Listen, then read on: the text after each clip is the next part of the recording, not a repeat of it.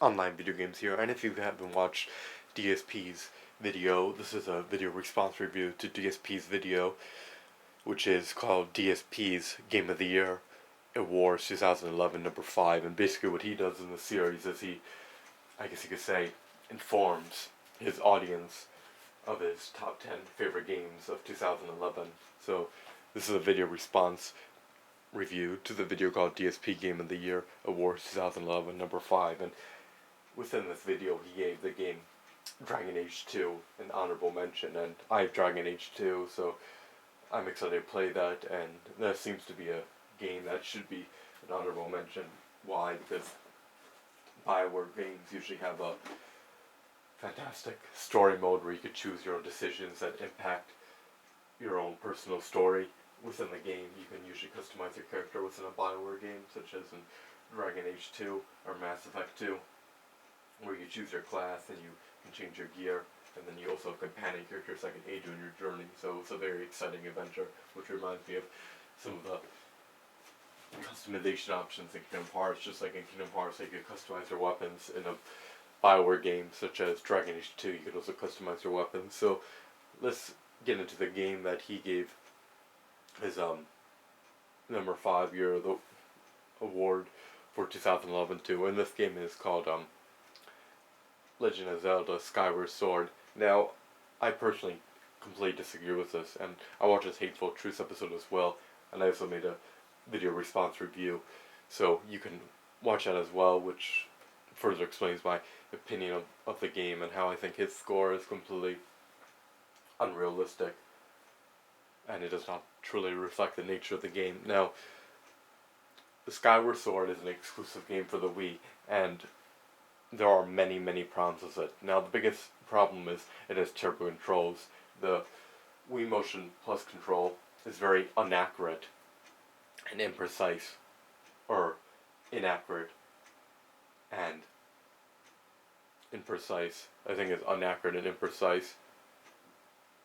It's either inaccurate or inaccurate, or it's either imprecise or imprecise, but it's probably inaccurate and imprecise.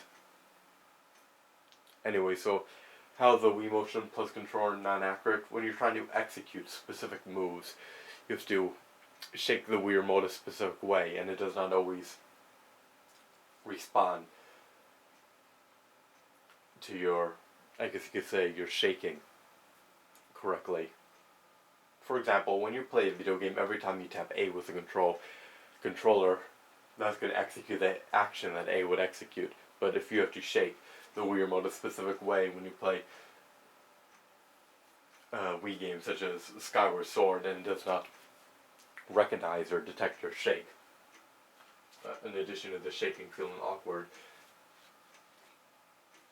if it does not detect the exact way that you shake it, then you're not going to be able to execute this action. So you're not going to be able to do what you want to do, even though you know that you want to, let's just say, do an attack, and if you shake the Wii remote, just because the controls won't work though. So the motion controls do not work. There's no excuse they couldn't have implemented a game controller. They implemented a game controller for Mario Kart Wii, TMNT Smash 'em Up, Super Smash Bros. Brawl, Dragon Ball Revenge of King Piccolo. What other games here? I know the list is short, but there are 2 other games that use a game controller that are relatively good. Give me a second to think. I said Dragon Ball Z, Revenge of King Piccolo, Dragon Ball Z Budokai Tenkaichi 3, Naruto, Shippuden, Clash of the Ninja Revolution 3, Mario Kart Wii, Super Smash Bros. Brawl, and there was one more. I'm trying to think. What was it?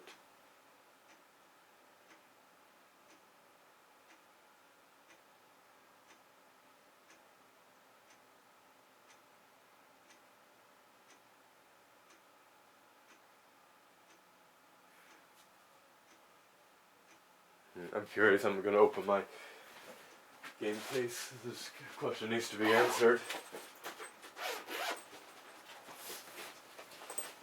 I remember listing 6. Now, Brawl was a huge deep-rooted melee, but it allowed you to use a game controller.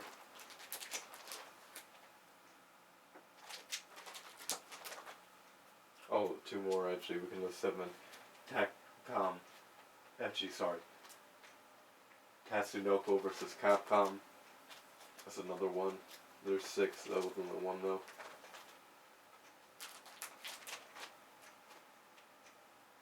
Super. Let's see here.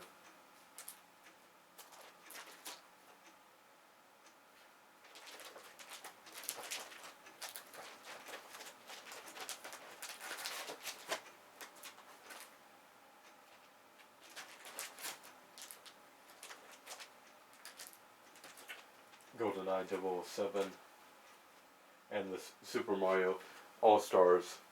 Okay, those all allowed to use a game controller, so let's just review real quick. Super Mario All-Stars, which contained, I think, 4 Mario games.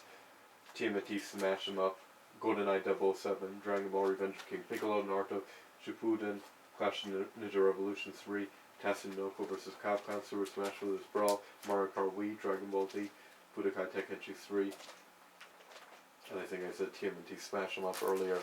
So, there are games for the GameCube that are saved because they allow you to use a game controller. Now, there's no excuse they couldn't have implemented a game controller. Probably would have taken them a very short amount of time to do, and it probably would have greatly increased their sales of the game. Now, PC games do not always have a set of controls already pre-established when you put in your controller, meaning you have to assign actions to buttons, but if they did not want to assign actions to the buttons, such as A does jump or B does attack, they could have allowed us to manually put in a game controller and manually assign the buttons ourselves. So there's no excuse that they could have implemented a game controller. So now we're not going to have trouble progressing through the game because the controls just do not work, because they're unlike a controller or the precision of the mouse and keyboard, they're now responsive. So what saves this game? Well, let's role play and pretend we could use a game controller. Let's just pretend we were in another universe where they actually implement the game controller. It just doesn't make any sense how they force motion controls. But let's just pretend we lived in another universe where the Skyward Sword came out and had a game controller. So what's the issue about this game as well? Well, we have to do a lot of backtracking, meaning we have to travel and fly in the sky to get to where we want to go, and the motion controls in this phase. Well, actually, I said let's pretend we don't use motion controls. Alright, so let's pretend the controls actually work and they're decent. So it could take, you're going to want to spending hours in total just flying around the game, accumulating time, getting from point A to point B, and doing this over and over and over again because there's a lot of backtracking and there's no quick travel. So you're going to want to spend hours in your adventure just traveling in the sky to get from one place to another. Hours accumulatively. I mean, it may take you 20 minutes to get to some place, but in the end, when you look at all your playtime, you may realize that you're in the sky for 10 hours. So that's boring gameplay right there. The graphics are also terrible as well. First of all, they're not in HD. Xbox 360 has graphics in HD. The PS3 is a Blu-ray player, and for standard definition graphics, you can notice a lot more detail up close for, I guess you could say,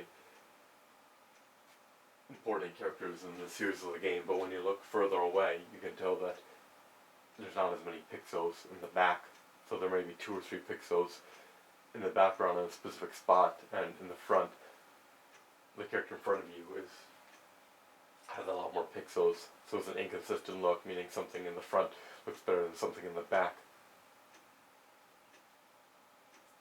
The story mode is relatively boring. It's a lengthy game. There's a bunch of boring puzzles that are time consuming.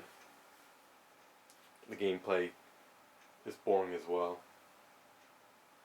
I mean, even if you watch somebody's walkthrough and playthrough of the game, you can see that there's a bunch of talking, and a lot of it is about nonsense. I mean, even in the beginning of the game, I think they talk for like 1 hour before you can even begin to seriously get into the combat. So there's a lot of, the gameplay is terribly boring. I mean, you're flying in the sky a lot. There's nothing new with the combat, except now you can't do the combat correctly because there's terrible controls. So basically what we have is terrible controls, hideous graphics, boring gameplay. What else? Boring story mode that puts you to sleep. Any redeeming qualities about this game? Of course not. But all in all, I gotta be fair. And as an honest reviewer, I've given Legend of Zelda, the Skyward Sword, a 0 out of 10 because they couldn't implement a game controller or allow us to assign buttons. We assign buttons if we plugged in a game controller. So this was a video response to DSP's Game of the Year Award 2011 number 5 video. Thanks for watching, and I'll see you guys later.